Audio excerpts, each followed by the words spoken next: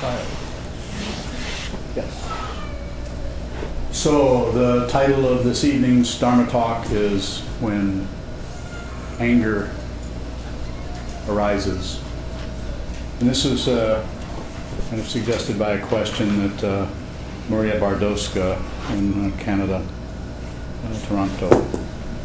If I see in myself anger rising towards someone in front of me and I know that expressing it will cause a negative reaction in that person, does stopping that expression and looking at anger lead to circularity? You mentioned, and she goes on and on. And so rather than does it do this, does it do that, rather than I don't really do multiple choice too well. What I do is I respond to questions directly as they're presented. Anger arises. What about that? Anger arises. We all know what it's like to have any kind of a feeling, whether it's anger, jealousy, fear, anxiety, or of any kind, especially the kind that doesn't seem like it's caused by anything. Excuse me.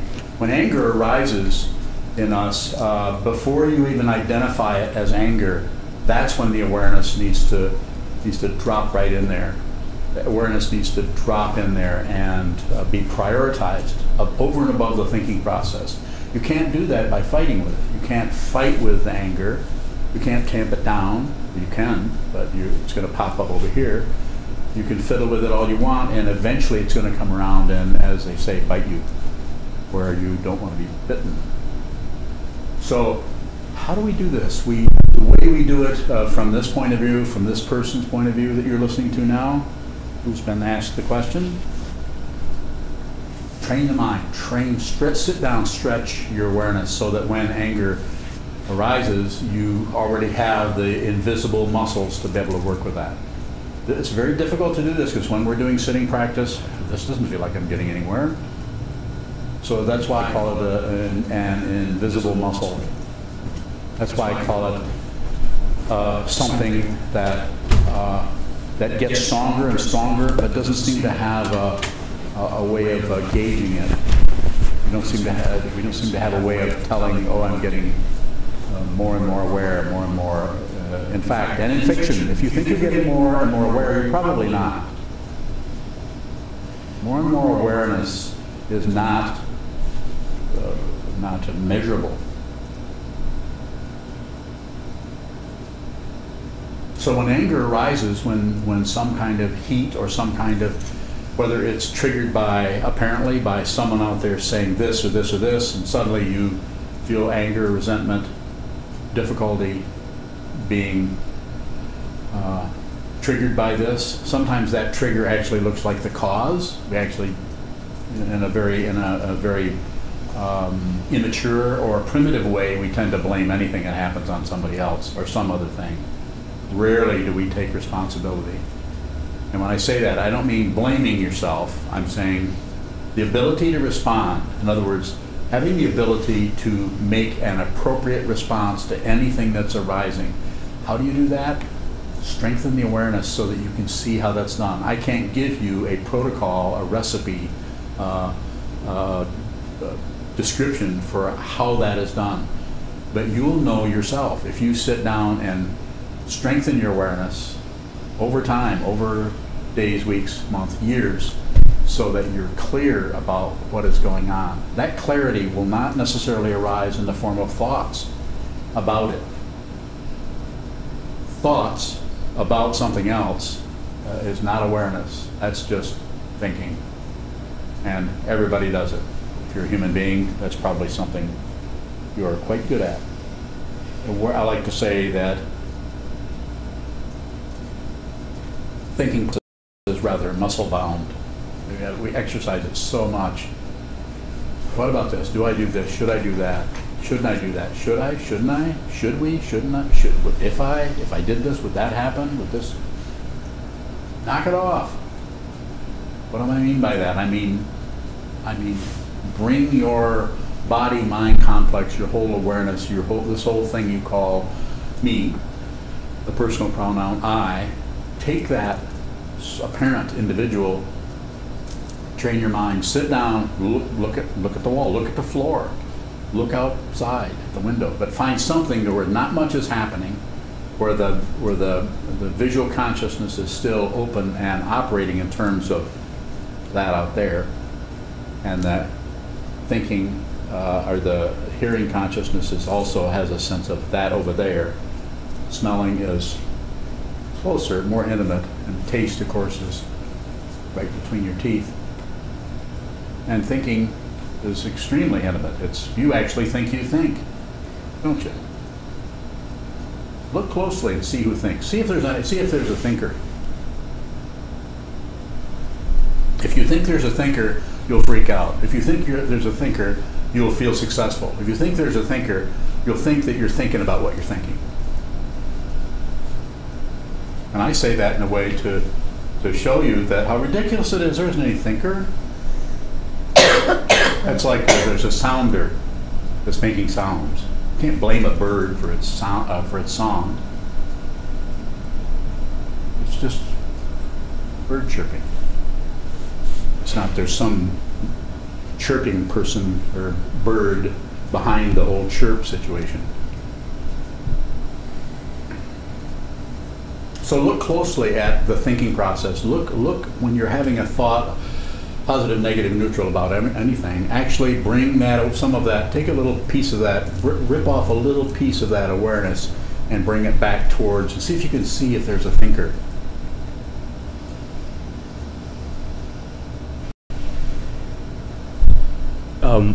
What is it that's looking for the thinker or trying to see that there is a thinker? The self-centeredness, that which assumes, thinks, feels, believes, adds on that there must be somebody. If there are thoughts, then there must be somebody producing them. There must be a solid, centralized entity called me. There's a body. There's the sixth sense feels. There's I'm over here with my hands and my arms. You're over there with your hands and your arms. You walk out of the room. I stay in the room. That particular thing that occurs in terms of separation causes us to buy into that. We buy into that. Well, we assume, we make assumptions that this must be separate. This must be, I must be over here and you're leaving the room. But no, it isn't actually that way. It might be more appropriate to say, when I leave the room, you leave. When I stay in the room, you stay in the room. It might be more appropriate to say, when something tickles me, you scratch. That way of thinking, of flipping everything around, will help you see more clearly that there is no solid self anywhere. This is an ancient teaching going back thousands of years. It's called the skandhas. Everything, the skandhas are the five heaps: form, feeling, perception, concept, consciousness. Form, feeling, perception, concept or thinking or naming and analyzing, and consciousness, so the sixth sense feels and their objects, all arising as a me, unreal. It's not real. But you, when I say you, that which arises as consciousness or as awareness, you have to actually look at that yourself to see that that's true. And when you do see it, if you see it for yourself, if you see it clearly, you won't doubt it. You won't need anybody. You won't need to come to me and say, "No, Sokuzan, I think I'm catching on to this." If you say that to me, I'll probably say, "No, you're not. If you were, you certainly wouldn't come to me. Why would you come and talk to yourself?" Go ahead. What is it that actually sees that there isn't a thinker? Or is there anything that sees there is not a thinker? Just consciousness itself, just the functioning of consciousness. But it's the same consciousness that digests your food.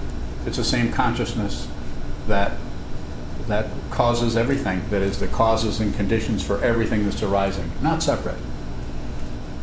It assumes a kind of separation when it grows fingernails. So there's a kind of a separation that can happen that way that will be taken as some kind of evidence that there's somebody else other than you. There isn't anybody but you. And it's not something to believe. And it's also not extreme egotism or self-centeredness.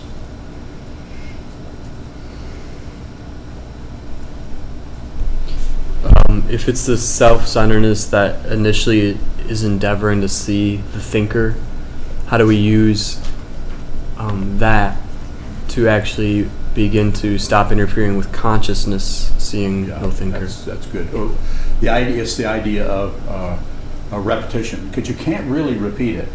So by trying to do it, you're going to feel like ego or self-centeredness feels like you're doing this over and over and over again. Oh, I've been meditating for 3 weeks now, haven't gotten anywhere, I'm going to quit. I'm going back into something else. I'm going back into S training, or I'm going to go back and see my therapist, my hypnotist, my psychiatrist, my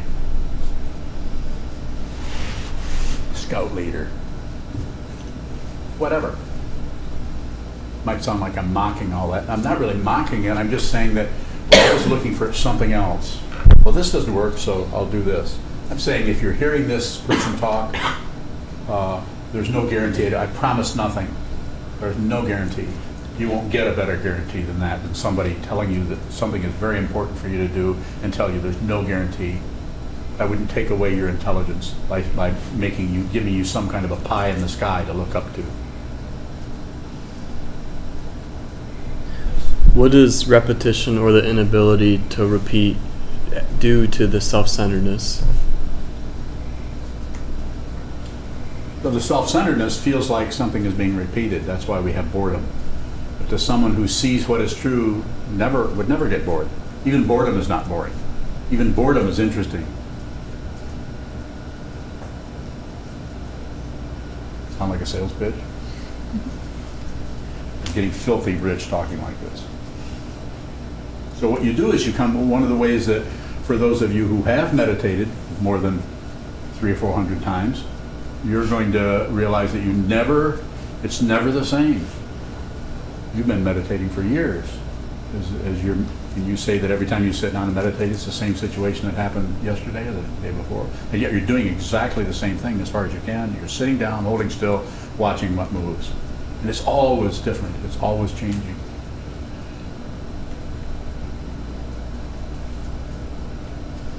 I forgot what your question is. Well, I was asking about repetition, and my initial question of how do we begin to shift from self-centeredness, trying to see no thinker, to not interfering with consciousness. And then you said repetition. Yes. And I'm wondering what that repetition does to the self-centeredness that begins to wear it out.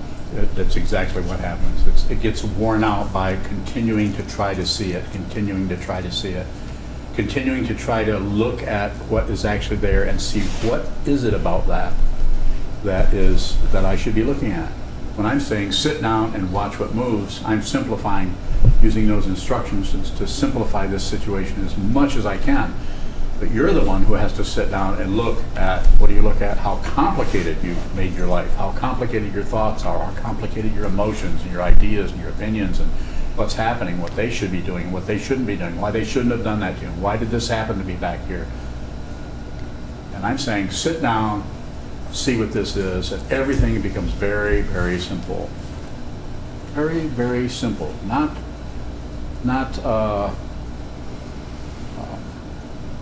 simple in the way of being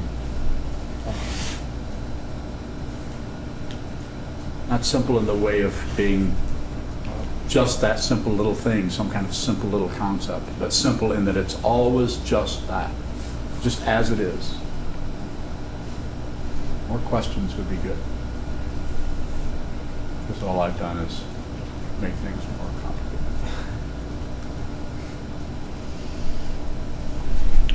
So with this idea of repetition, Yes. How do we use that with the initial topic of when anger arises?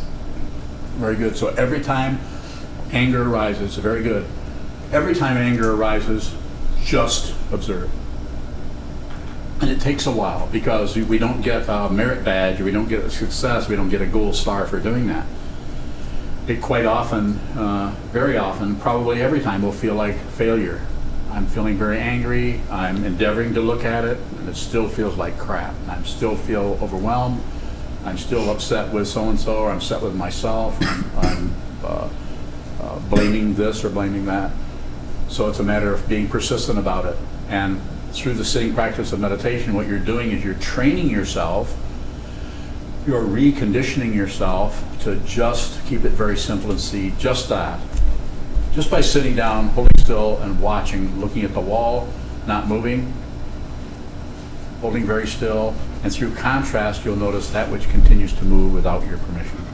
Thoughts arise and they fall. Memories come and go over and over and over. And eventually you'll see, or you'll understand, or you'll be aware of that which doesn't move, doesn't do anything. Nothing happens at all. It takes a while. Repetition. That's why we have a monastery. That's why we have a schedule. That's why there are 6 or 7 people living here full time, because they're inspired to see the truth for themselves. They want to see what this is. At least that's how it looks over here. And I am very interested in supporting people who want to have that kind of awareness, who want to have a kind of awareness that sees the truth firsthand, not some kind of thing you believe in, or some kind of propaganda you subscribe to, or some kind of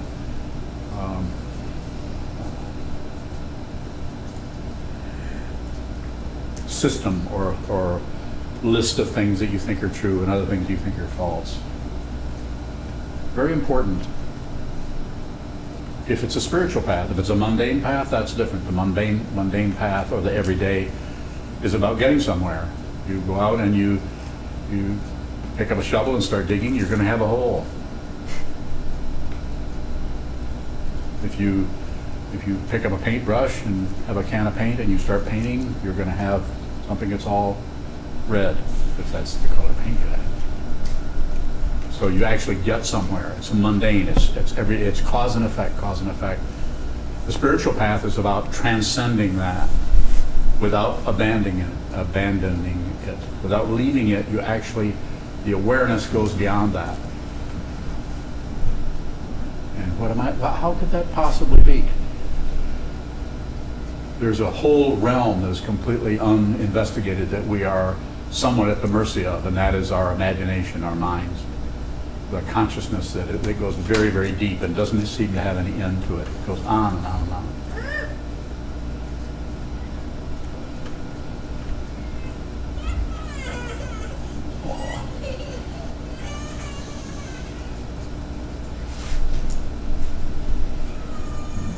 Question from Sheldon in Union City. I know him.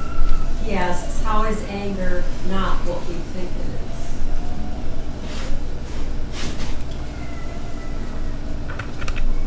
is? So because it comes up as a feeling or emotion, or being irritated, aggravated because we're not getting what there's something we wanted, we didn't get it.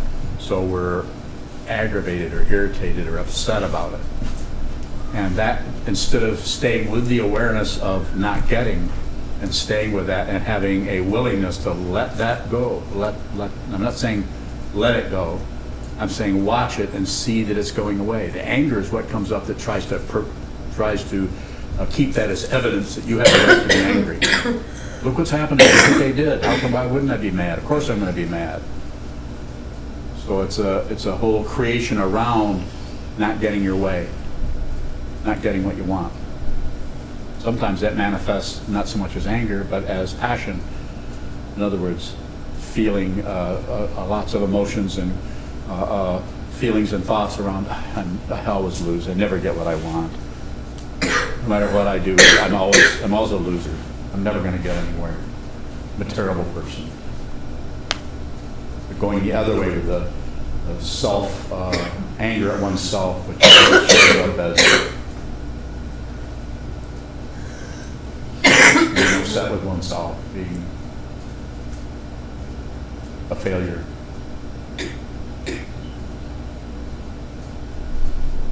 Further question? Haley?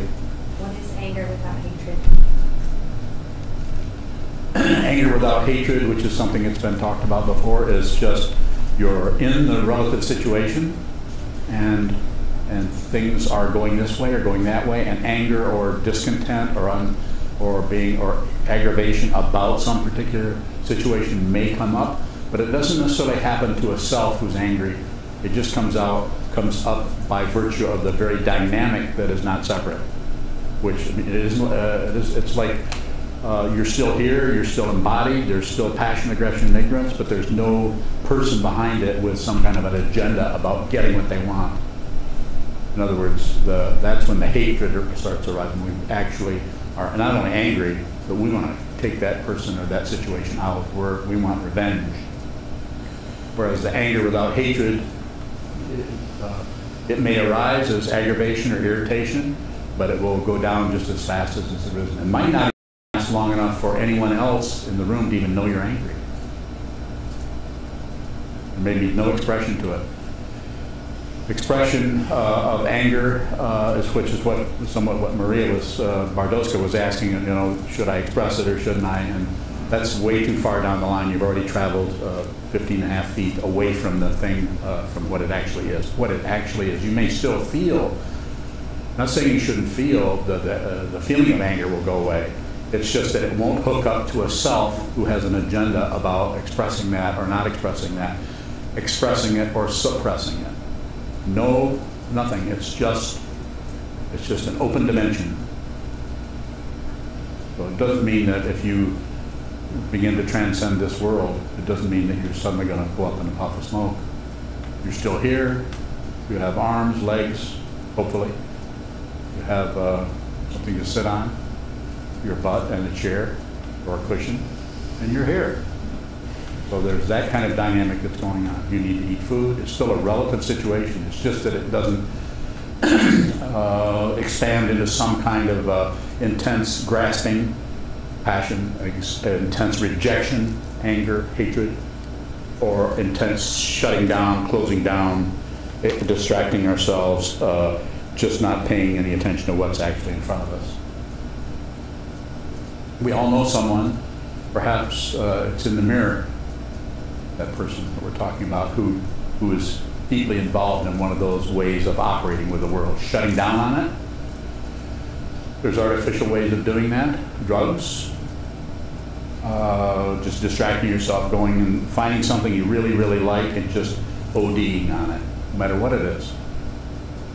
It's called, what do they call that, an addiction? No. That may not be a very good name for it. It might not be really helpful to call something like that an addiction. I wouldn't call it anything, but I wouldn't look away from it. I wouldn't call it anything, but I wouldn't give it a name. I wouldn't call it anything, but I wouldn't fight with it either. Don't fight with it. Don't accept it, don't reject it, don't look away. Those three, don't accept it, don't reject it, don't look away. This is awareness. This is the very nature of awareness. It's an open dimension of being without a self, and ultimately without another, if you see it. If you have to actually see it. And there will be no proof, there will be no credential, you'll get no gold star. If you do, then we're right back to relative truth again. Right back to the world of cause and effect, accomplishment and failure.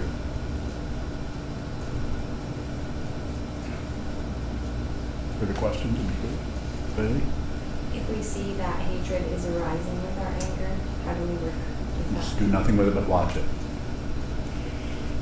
Something is arising, just observe that.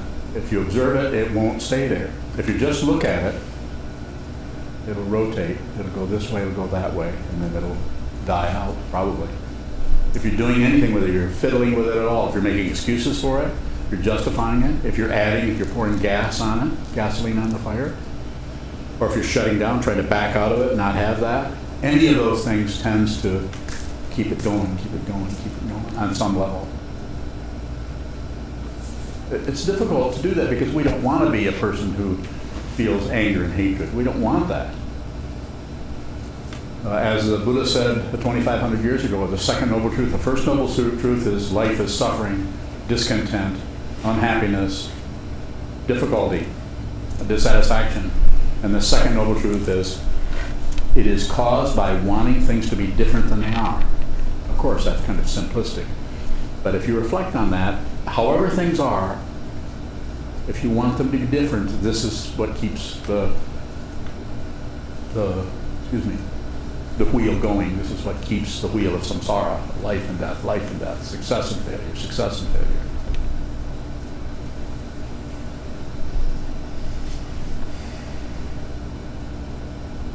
Further questions?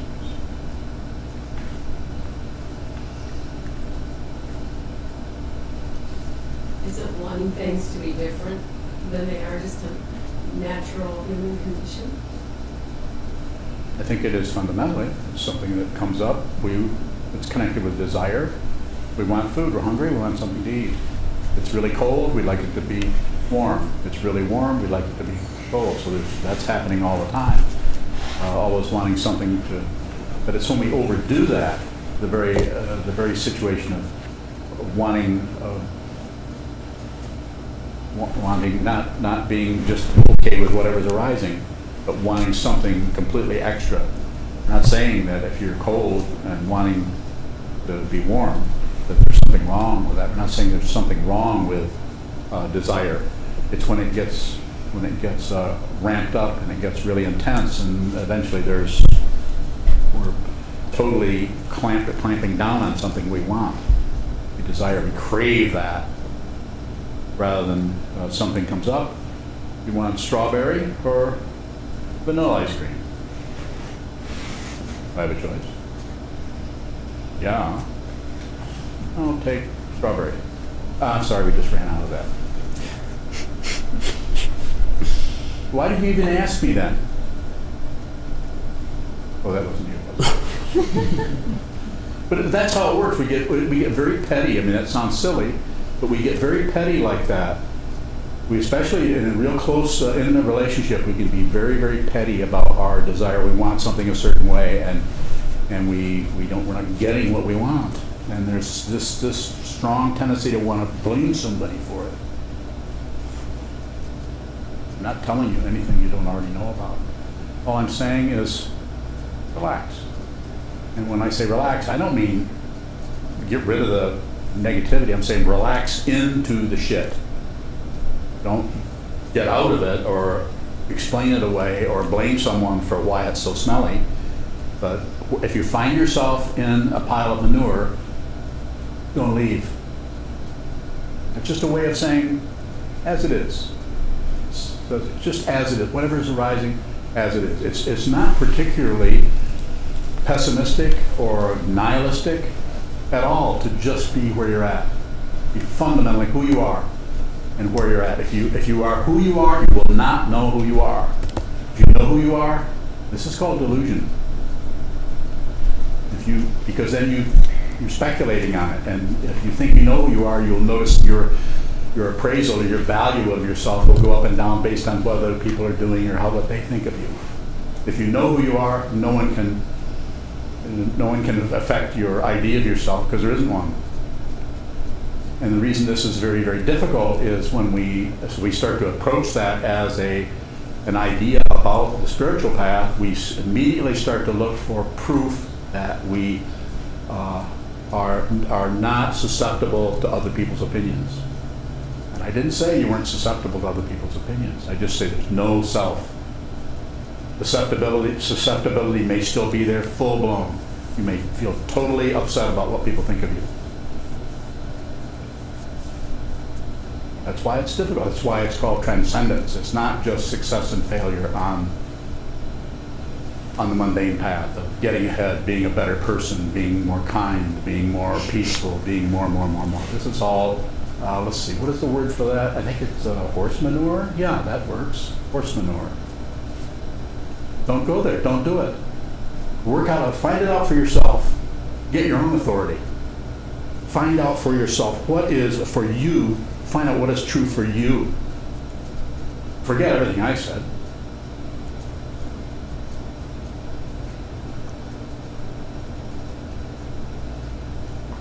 Of course, getting your own authority, you find out the whole idea of authority is rather fishy. Go ahead. Another question from Sheldon. He's just full of questions tonight. He asks, anger seems to have a lot of energy. Is there some way to move that energy towards exertion?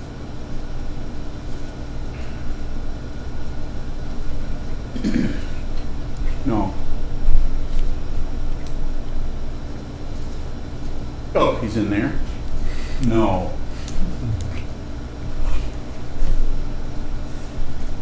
Other people can do it, but you can't. Exertion is just exertion. Just exertion. There's nothing extra there. It's just exertion. It's just flat out simple. Pick up the shovel. Put down the rake. I'm on the roof. What rhymes with that? Pick up a snake?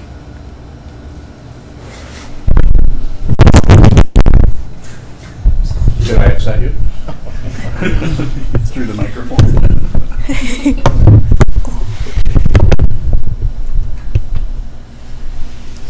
So I'm not saying, to come back to Sheldon's question, I'm not saying there couldn't be some kind of an understanding that I think maybe, but it would involve a lot of sitting meditation to be able to function to use energy in that kind of way. Usually that kind of energy can be used or transmuted in that kind of way, but it seems to it takes a lot of sitting meditation, a lot of stretching the awareness.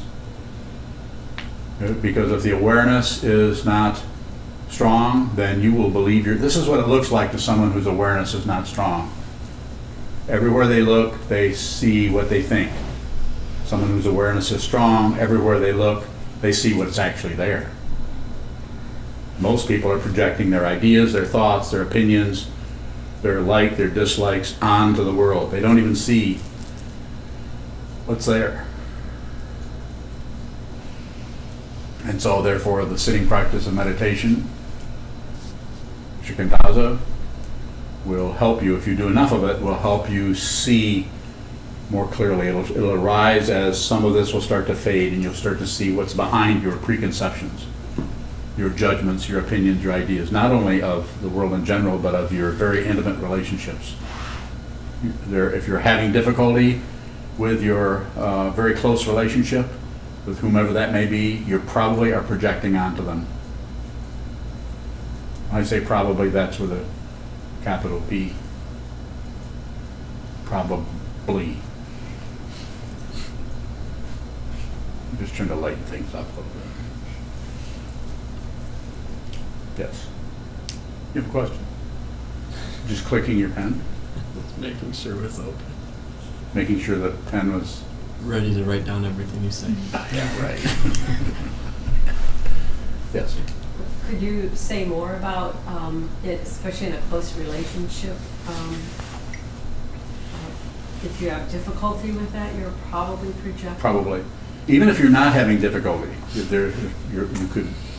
Anytime you're looking over there, you're seeing an other.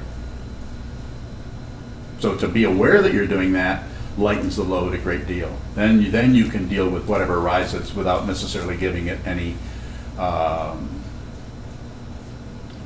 thumbs up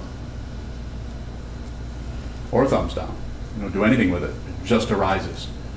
It arises, and maybe in the past, before you began a spiritual path, before you started meditating, maybe in the past you were ready to jump on something as being wrong or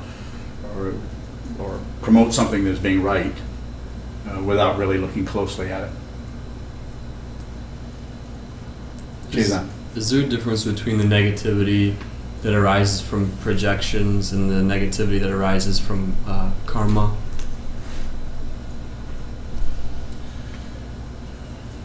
I think it's a little of each. I think that initially when we first begin working on the spiritual path, working with our projections, I think initially it's difficult to see projections that are coming out of some kind of resistance of what's going on, or some kind of agreement with what's going on, or some kind of shutting down. Difficult to see that. Seems to be propelled by karma, just like just like you appear here and you have eyebrows, you have ears, you have a certain you're a certain sex, you're a certain particular dynamic, you're born at a particular time of the year to a particular mother and father. All of that's karma coming out of the past, and with it comes all the tendency to maybe have difficulty with frustration, maybe be very, very intelligent, but have lots of depression going on, or lots of really negative feelings and emotions going on that are they're untraceable. We don't know where they come from or what they are. Past karma. And so if you're doing the past karma, if the past karma is arising as any particular thing and you're doing anything with it, then this is projecting onto it. Like something arises, you're sitting and you wake up in the morning and you're having very negative emotions are coming up that you might call depression. And when those emotions come up that you might call depression, if you do anything with that, then this is adding on. But if you just experience the depression without adding anything to it, like it's because of this, or it's because of that, or if I'm not drinking enough water, whatever it may be, this is extra. And it's not that you maybe shouldn't drink more water. We're not saying that that's incorrect. We're saying that the addition, the constant adding on to things, tends to cloud everything. So it's a lot more difficult to see what is really fundamentally true. Wouldn't it be great to know what is true? Wouldn't it be wonderful to know what, when you look at something, have a thought about something, to know, is this true? Is this true? Or is this just something that I'm just struggling for some kind of a reference point that I'm willing to settle for anything? Just give me something to hang on to. Give me a inner tube. Yes. How can we apply that in looking at the world situation? Perhaps when we're watching the news or something, we maybe even feel our anger arise. Let the anger rise. Let the anger say something. I'm not saying we shouldn't get angry. I'm saying we should be very, very aware of what is happening with the anger. So I'm not saying that you should muffle everything, be really quiet, be really sweet, really kind, never have any kind of temper or any kind of negativity arise, that you should keep it all under a lid or something. But bring awareness about, through the sitting practice of meditation, be very aware of what's happening with you, so that you're aware that you're angry at a television screen. It's still there, it's still triggering it, but the awareness about that is very, very powerful. It actually will help you with your sense of humor.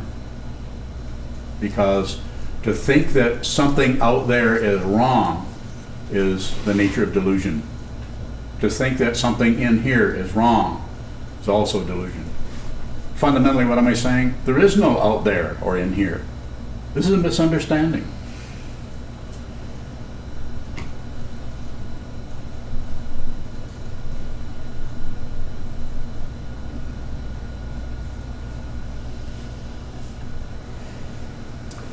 I didn't make myself all that clear. You should just be full of questions.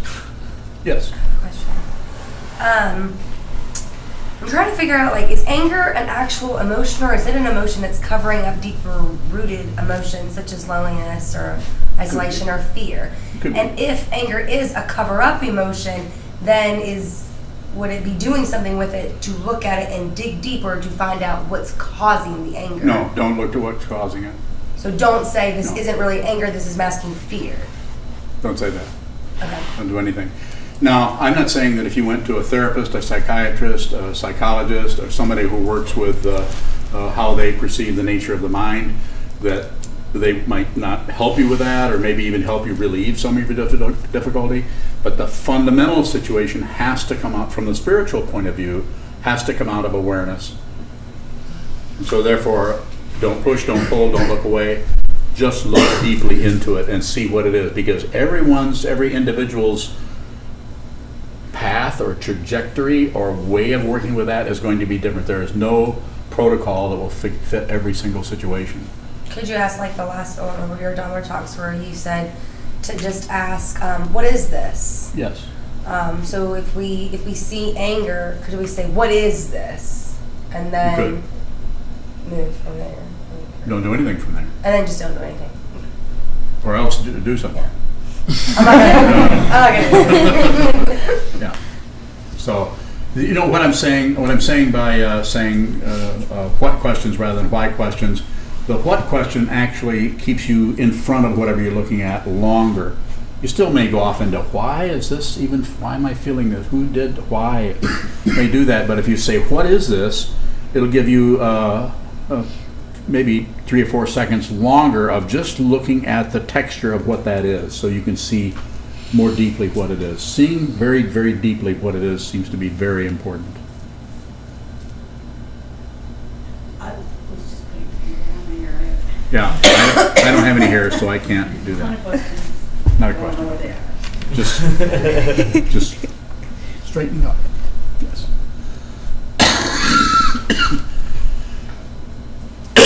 Excuse me, Bailey. What is the difference between, so if anger arises, looking at the anger and seeing that there is something deeper? What's the difference between that situation and trying to see what's underneath the anger? Don't try to see what's underneath it.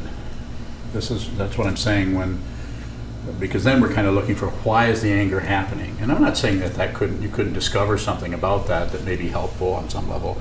But as a meditator, the basic approach to take to this is without the question what, but the attitude of what is that? It's like looking into a jungle when there's eyes looking back out. You wouldn't say, why are those eyes there? No, you would say, what is that? Because it may be a mouse, and it may be really big mouse.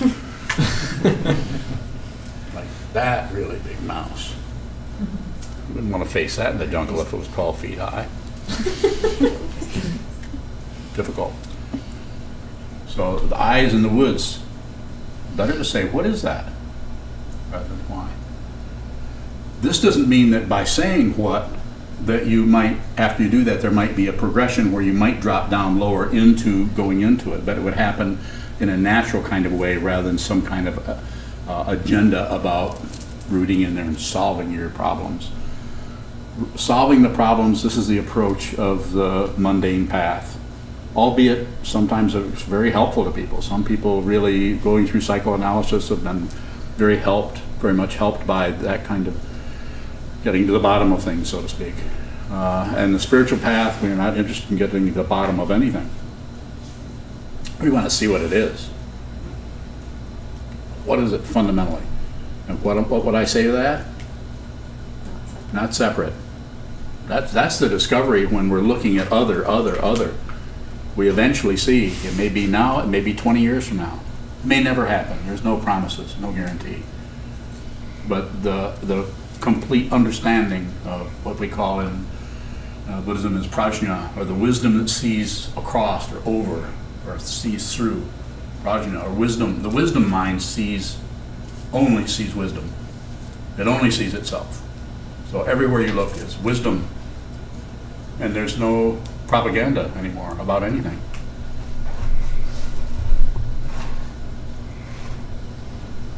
Any questions? Back to the mouse. We have about 6 minutes left. So, yes. I forget exactly how you put it, but earlier you said that it's a misunderstanding that there's something out there, Yes. there's something in here. Yes, a misunderstanding. So, Good that you remember that. I love but that then you're- what is there? Yeah, there's just this. There's just this. There is no, the inside outside. If you start to look at that closely, even from a scientific thing, if you go in and look at particle physics or any of that, it also gets very vague in this area. You start to look very deeply into what is it. This is what science does. Randomness. Huh? Randomness. Almost. Say more. I don't know. Well, like, particles are just random energy moving around. Yes. So outside inside is a projection. We project. You can't find any inside outside. I mean, yes, sure, we can build a house and say inside the Zendo, outside the Zendo. But then I can see outside. So when I'm looking outside, am I still inside? The whole thing gets very very fishy from the point of view of trying to get a reference point out of it. And I would say, in a response to what you're asking, because I appreciate the bringing that up again, I'm just saying, look at the whole idea of inside, outside. Contemplate that. Contemplate it on a cushion. Sit down and look at the wall, look at the whatever's in front of you, and sit that way for half an hour, and then at some point, write down on a card, inside, outside, and draw a line between the two. And then put it in front of you, and then contemplate those two concepts, because they're just concepts. There is no such thing as an inside or an outside. Oh, I know you're talking about a peanut butter jar. Inside, outside.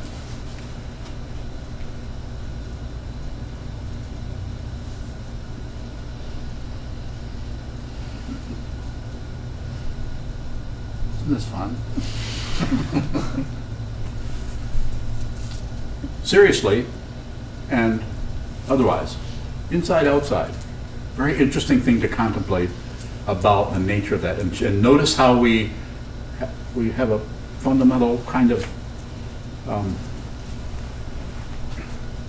we just take for granted there's an inside, outside without even investigating it.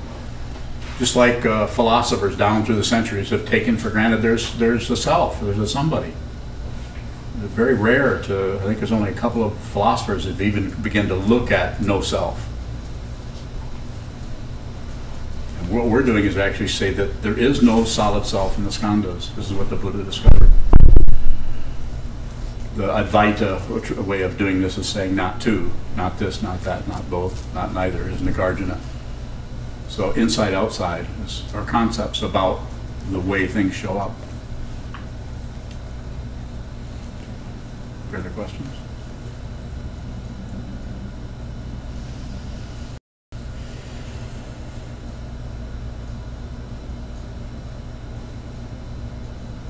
Chris, you have a question? No. Anyone else? Great, very good. Thank you so much. We can, Neil can tell us what to do next. We'll dedicate the merit, which is in the back of your red chant books. I'd also like to remind everyone about our donation boxes in the hallway. Please help us, support us. We also accept payment online. Loaves of bread.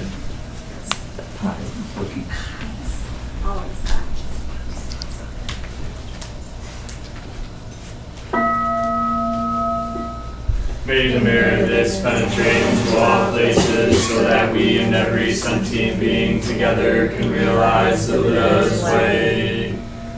Ji-o san ji chi-u, shi-son mu-san ho-ko-san,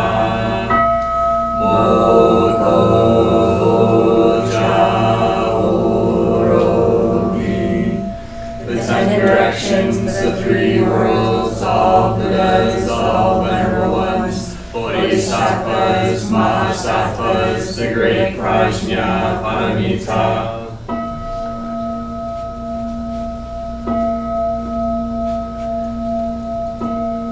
O Buddhas and Bodhisattvas of the 10 directions of the 3 times, please hear us. Please come down out of the light and protect Sokukoji Buddhist Temple Monastery, our Sangha, families, friends, and visitors. Heal everyone who is unhappy, sick, or suffering, and fill them with light. I know, right? I'm looking at it.